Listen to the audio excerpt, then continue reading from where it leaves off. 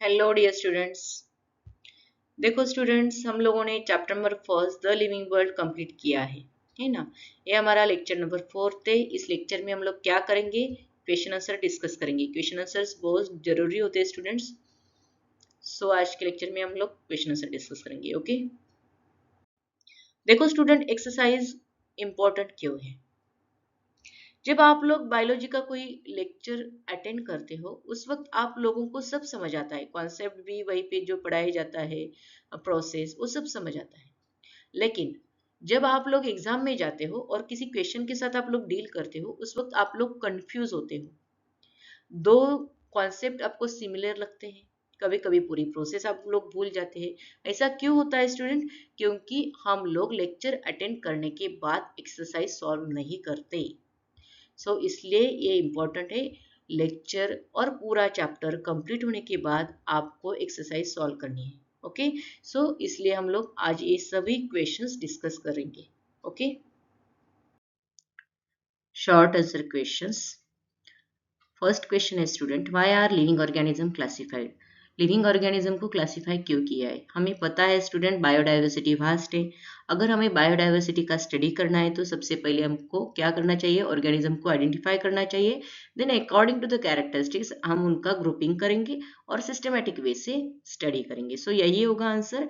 Living organisms are classified to make vast diversity of life on earth, to standardise their identification and study. Okay, next question is student, why are the classification system changing every now and then? Classification system change क्यों होती जा रही है ना? Change इसलिए होती जा रही है स्टूडेंट, न्यू रिसेंट टेक्नोलॉजी आ रही है, न्यू स्पेसिस डिस्कवर कर रहे हैं साइंटिस्ट, है ना। सिमिलरली होता ऐसा है कि कुछ स्पेसिस एक्सटेंट भी होती जा रही है ना। कुछ स्पेसिस हमेशा के लिए क्या होती जा रही है? नष्ट हो रही है। ये चेंजेस होते हैं, इसलिए हम क्या बोलते हैं कि क्लासिफिकेशन सिस्टम हमेशा चेंज होती जा रही है ना। आंसर क्या होगा student? New species are being found by extensive research and new technology. Some organisms in course of time become extinct, so that accommodate these facts and under the classification and change are made now and then. देखो student, classification का meaning हमें पता है, grouping करना, है ना। हम लोगों ने फर्स्ट लेक्चर में पढ़ा है, फर्स्ट वीडियो में। ये ग्रुपिंग करना हो तो ये ग्रुपिंग और ये क्लासिफिकेशन आप लोग कैसा यूज करेंगे डेली रूटीन में? वर्ड। इसके लिए एक क्वेश्चन दिया है, what different criteria would you choose to classify people that you meet often? आप लोग अब जिन लोगों से अक्सर मिलते हैं उन्हें वर्गीकृत कैसे करेंगे, है ना। कौन सी डिफरेंट क्राइटेरिया आप लोग यूज करेंगे, है ना। कौन कौन से करेंगे? एज, जेंडर, लोकेशन, है ना। अलग अलग एज के लोगों का आप ग्रुपिंग कर सकते हैं। मेल फीमेल इनका एक ग्रुपिंग अलग कर सकते हैं। प्रोफेशन से, जैसे कि डॉक्टर लोगों का आप लोग ग्रुप अलग कर सकते हैं, इंजीनियर लोगों का ग्रुप अलग कर सकते हैं। आप लोग ये कौन सा भी क्राइटेरिया यूज करके उनका ग्रुपिंग कर सकते हैं। ये लॉजिकल क्वेश्चन है स्टूडेंट। आपको जस्ट क्लासिफिकेशन ये वर्ड डेली रूटीन में आप लोग कैसा यूज करेंगे इसलिए दिया है, ये एग्जाम में नहीं पूछे जाएगा। ओके, नेक्स्ट क्वेश्चन है student, what do we learn from identification of individual and population? व्यक्तियों और जनसंख्या की पहचान से हम क्या सीखते हैं?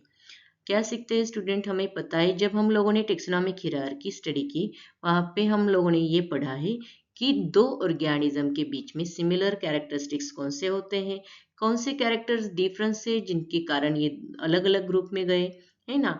सिमिलरली हम लोगों ने ये भी स्टडी किया कि इवोल्यूशनल रिलेशनशिप कहाँ से है, मतलब कौन सा ऑर्गेनिज्म कौन से ऑर्गेनिज्म से इवोल्व हुआ है। ये सब इंफॉर्मेशन हमें ये आइडेंटिफिकेशन करने के बाद ही पता चलता है। आंसर क्या होगा student? We learn about characteristics, similarities, differences among the organism. This help us understand the biodiversity, evolutionary relationship, that how species have diverged over the time. Okay. Next question is student, given below the scientific name of mango, identify correctly written name. यहाँ पे दो मैंजिफेरा indica दो name दिए हैं, इन दोनों में से कौन सा नेम करेक्टली लिखा है? हम लोगों ने लेक्चर नंबर फर्स्ट में ये स्टडी किया है स्टूडेंट। अगर कोई साइंटिफिक नेम हो तो साइंटिफिक नेम कैसे लिखते हैं, इसलिए यूनिवर्सल रूल बनाए गए हैं। उसी रूल को फॉलो करना चाहिए हमेशा जब हम लोग साइंटिफिक नेम लिखते हैं, है ना। क्या सीखा है हम लोगों ने? अकॉर्डिंग टू द नोमेनक्लेचर जो भी फर्स्ट नेम होता है वो हमेशा जीनस से स्टार्ट होता है, जो कि कैपिटल लेटर से स्टार्ट होगा। और नेक्स्ट जो होता है वर्ड वो क्या होता है? स्पेसिफिक इपिथेट होता है, जो हमेशा स्मॉल लेटर से स्टार्ट होता है।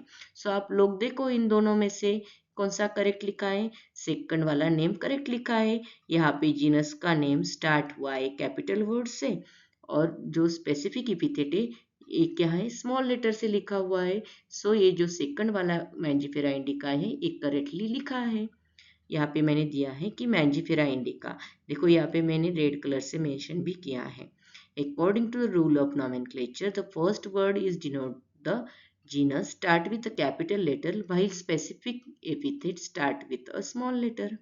Okay. Next question is student, define a taxon. Give some example of taxa at a different hierarchy levels.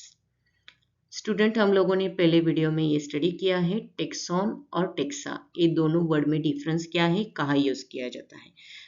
जो टेक्सॉन होता है ये सिंगुलर वर्ड है, सिंगल ग्रुप के लिए यूज किया जाएगा। टेक्सा ये जो वर्ड है प्लूरल वर्ड है, मल्टीपल ग्रुप के लिए यूज किया जाएगा। Okay, so taxon is a level of hierarchy in a system of classifying organism. Different flavours भी पूछे हैं, कौन कौन से हैं? Kingdom, phylum, class, order, family, genus and species. ये हियरार्की के डिफरेंट लेवल है। ये हम लोगों ने पहले वीडियो में स्टडी किया है। अगर आप लोगों ने रिवाइज नहीं किया है एक बार फिर से वीडियो देखो, रिवाइज करो टॉपिक। ओके, नेक्स्ट क्वेश्चन है student, can you identify the correct sequence of taxonomical category. यहाँ पे तीन ऑप्शन दिए हैं, ये तीन ऑप्शन से टेक्सोनॉमिक जो कैटेगरी है, हिरार्की है, इनका सीक्वेंस करेक्ट है या नहीं आपको आइडेंटिफाई करना है। एक एक करके हम लोग चेक करेंगे। Species, order, phylum, kingdom. यहाँ पे देखो स्पेसीज, ऑर्डर, फाइलम, किंगडम, ये तो सीक्वेंस करेक्ट है। सेकंड देखो genus, species, order, kingdom. Genus, genus, species, order, kingdom, नहीं, ये सीक्वेंस बिल्कुल क्या है, गलत दिया हुआ है। बीच में उन्होंने क्या किया, अचानक से इंक्रीजिंग ऑर्डर, अचानक से डिक्रीजिंग ऑर्डर, ये बिल्कुल गलत दिया है, बी वाला इनकरेक्ट है। Species, genus, order, phylum, species, genus, order and phylum, ये तो करेक्ट सीक्वेंस है। A and C is the correct sequence, B is the incorrect sequence. Okay, ये क्वेश्चन हमेशा कॉम्पिटिटिव में पूछा जाता है स्टूडेंट। जब भी देता है, जब भी ये क्वेश्चन पूछा जाता है वहां से एक और दो लेवल मिसिंग की जाती है, फिर वो आपको सीक्वेंस पूछते हैं। तो अब अच्छे से आपको ये रिवाइज करना है।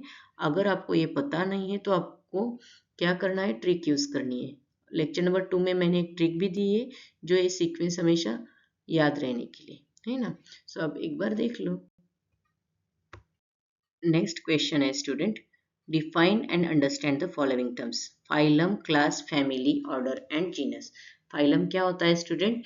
Below the kingdom and above the class, इसकी पोजीशन होती है। एंड टेक्सॉन में क्या होता है? More than one classes, related organisms एक ही क्लासेस के, डिफरेंट क्लासेस के एक ही ग्रुप में आएंगे जिसको हम लोग फाइलम बोलेंगे। सो क्या होगा? Taxonomic hierarchy below the kingdom and above the class, it is the taxon with one or more classes of organism with similar characteristics, है ना। नेक्स्ट क्या है? क्लास। क्लास क्या है स्टूडेंट? रिलेटेड ऑर्डर का ग्रुप है ना। इसकी पोजीशन कहाँ है? Higher than the order, lower than the phylum. So हम लोग देखेंगे कैसा लिखते हैं term. It is the taxonomic hierarchy higher than the order and lower than the phylum. Class included the related orders of an organisms. Next क्या है? Family. Family क्या है स्टूडेंट? टेक्सोनॉमिक हियरार्की में रिलेटेड जेनेरा का जो group क्या है, जो लेवल दी है, तो उसी टेक्सॉन को हम बोलेंगे क्या? फैमिली, है ना। फैमिली में क्या होता है? सिमिलैरिटीज थोड़ी कम दिखते हैं as compare to genus and species. So family has a group of related genera with still less number of similarities as compared to genus and species. Okay. Order. Order क्या है स्टूडेंट? टेक्सोनॉमिक हियरार्की का एक level है ना। ये क्या होता है? रिलेटेड फैमिली का ग्रुप होता है। टेक्सोनॉमिक हियरार्की में कहाँ है या इसकी position above the family and below the class है ना। So order is the taxon higher than the family and lower than the class. Order is being a higher category is assemblage of the family which exhibit few similar characters. Okay. Next है student genus. Genus क्या होता है student? Related species का group होता है जिसको हम लोग बोलते हैं जीनस। ये होती है टेक्सोनॉमिक हियरार्की की एक लेवल है ना। सो कैसे लिखेंगे definition? Genus comprises a group of related species which has a more character in common in comparison to species and other genera. Okay, so we can say that the genera is aggregate or closely related species. Okay. Illustrate the taxonomical hierarchy with suitable example of plant and animal. आपको कोई भी एक plant लेना है और कोई भी एक एनिमल लेना है और टेक्सोनॉमिक हियरार्की के अनुसार उनका पूरा क्लासिफिकेशन आपको लिखना है। मतलब कौन से किंगडम से, फाइलम से, डिवीजन कौन सी है, फैमिली कौन सी, जीनस और स्पेसिस है ना। यहाँ पे प्लांट, वीट प्लांट का मैंने दिया है कंपैरिजन में ह्यूमन बींग का। प्लांटी एनिमलिया, ये कहाँ से होगा? Human being. एनिमलिया से होगा। प्लांट कहाँ से होगा? किंगडम प्लांटी से होगा। फाइलम वर्ड कहाँ पे यूज करते हैं हम लोग? एनिमल्स में। कौन सा फाइलम है ह्यूमन बींग का? कॉर्डेटा। यहाँ पे वीट का एंजियोस्पर्म। क्लास कौन सा होगा? मोनोकोटिलिडन, क्योंकि ये जो वीट प्लांट है इसका सीड में क्या होता है? सिंगल कोटिलिडन होता है, इसलिए इनको हम लोग बोलते हैं मोनोकोटिलिडन। मैमिलिया क्लास है ना। सो ऑर्डर क्या है? पोएल्स। ह्यूमन बींग की ऑर्डर क्या होता है? प्रिमाटा। सो ये सब आपको क्या करना है? लिखना है अच्छी तरीके से। मैंने ह्यूमन बींग का एग्जाम्पल लिया है। जब आप लोग रिवाइज करेंगे, प्रैक्टिस करेंगे, आप दूसरे एनिमल का भी एग्जाम्पल लिख सकते हैं है ना, और इसको प्रैक्टिस कर सकते हैं। ओके। देखो स्टूडेंट, इस तरह से हम लोगों ने पूरी एक्सरसाइज चैप्टर नंबर फर्स्ट की कंप्लीट किए। सभी क्वेश्चंस हम लोगों ने डिस्कस किए हैं। अगर आपको कन्फ्यूजन है तो आप एक बार फिर से क्या करना है? आपको चैप्टर रिवाइज करना है। फिर भी समझ नहीं आए तो आपको वीडियो एक बार देखना है, वहाँ से नोट्स बनाने हैं है ना। And I am extremely sorry student, मुझे ये बहुत डिले हुआ है ये वीडियो। मैं रेगुलरली वीडियो पोस्ट करने की कोशिश करूँगी है ना। So sorry for the same and thank you.